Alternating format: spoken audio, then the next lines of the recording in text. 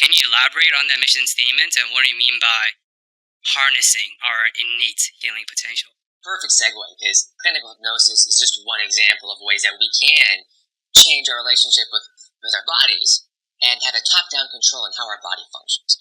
In the normal state, our bodies are in this, what we call a state of homeostasis, equilibrium, or a balance.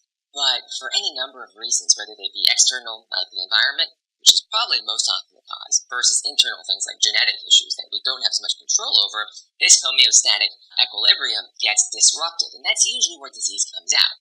I mean, for example, I live in San Francisco. We had the last coal-fired power plant shut down in the Bayshore neighborhood a number of years ago. But there were women having preterm births, and these kids were having to go to the NICU, the neonatal ICU, so it's the ICU for little babies. And it's like, this is a classic example where there's an environmental exposure in mom that we believe is causing their uterus to have some abnormal relationship with the placenta and the fetus, causing this baby to come out early, and the baby to have health problems, requiring monitoring in the neonatal ICU. So there's some disruption of what would otherwise presumably be a normal child rearing process in ways that are far beyond our understanding, but we have an association that we can at least use as a base point to study.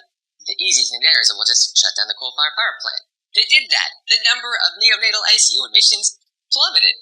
Now, obviously, this is association, not causality. You can't really, do a randomized trial of doing this. But the point here is that we can control our body to restore its homeostasis by removing the insults. They're typically from the environment, right? So when you have a working body, it can usually restore its own homeostasis once you've removed the offending trigger. In that case, it was the coal-fired power plants, and who knows what toxins are coming out of the chutes there. We can augment this sometimes with most often mind-body paradigms that allow us to reduce other insults that were added to external insults. The most common internal insult is probably not genetics. It's probably sources of stress, right? Because once again, the mind-body connection. And if anyone doubts mind-body connection, there are, I don't want to say an infinite number of examples. There's so many examples. Just the other day, one of the people in the operating room was just complaining about how every time she hears a baby cry in the supermarket, how she just had a baby, how she feels her milk coming out. And it's just like, I was like, wow, I hadn't even thought about that example of the mind-body connection. Any pregnant woman or, woman who's nurse-fed will attest to that. How an auditory stimulus from outside is affecting our brain in a way that's sending hormones out of our hypothalamus area to eventually reach breast tissue, right? So, like I said, just one of an incredibly high number of demonstrable examples.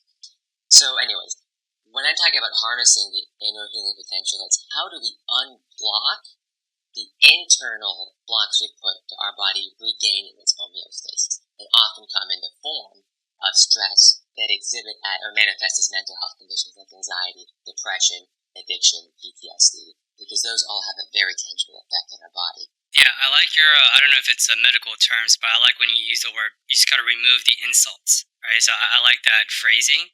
And a useful concept for the listeners who want to dive more into the idea of the person and environment, like the epigenetics, right? It's about the change of DNA expressions through environmental feedback. That is not part of your genetic sets. It's called the health determinants.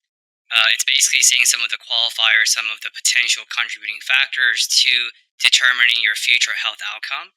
So that's what Anthony is in the realm of talking about. And for anyone who want to learn more about this, discover more about this, just look up health determinants. So let me ask you a question. So because what you just said is so powerful, have you heard of the broken heart syndrome? I have not.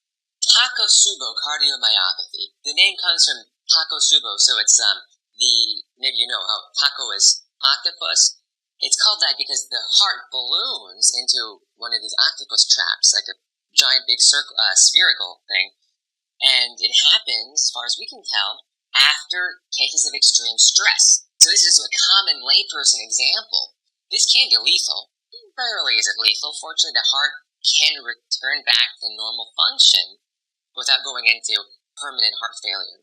If you remove the offending insult, usually it's some sort of psychogenic insult. Maybe the death of a loved one, or it could be a stress after a surgery. Physical and mental stresses are really one and the same.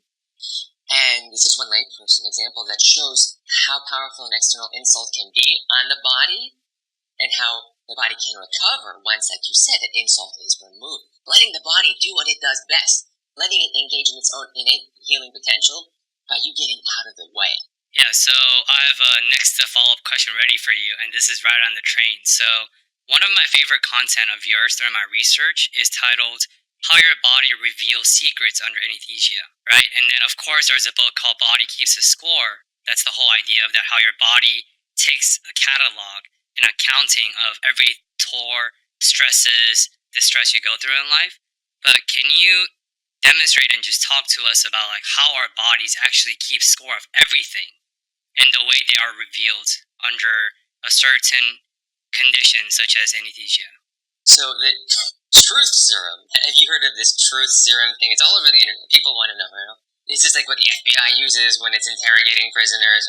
So, sadly, once again, not quite as sexy as you can just give it a medication and people will blur out everything. In some cases, yeah. You know, I can't share the number of ridiculous things that people have told me that are probably true. They probably never told anyone before, but here they are blurting them out to a more or less stranger in a room of more or less strangers. So there's some element of just sheer disinhibition. Like if you get really drunk at a bar, you have decreased frontal cortex activity, and you're going to say stuff you didn't mean to that might be revealing of how you truly feel. We all know what we're talking about here.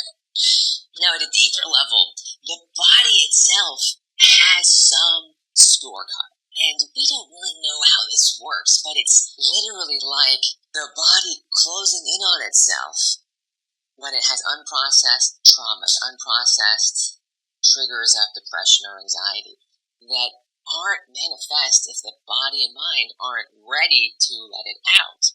Under anesthesia, it's not a one-to-one, but it certainly there's a correlation that I and many other practitioners have noticed that when patients start to descend into different levels of consciousness, their brain is disinhibited, their body is disinhibited. And for different reasons that we can hypothesize about, the body reacts unusually to anesthesia medications when it has certain traumas on board. Now, one relatively easy reason to understand why is that people with, for example, severe anxiety, severe depression, other mental health conditions are more likely to use drugs of abuse.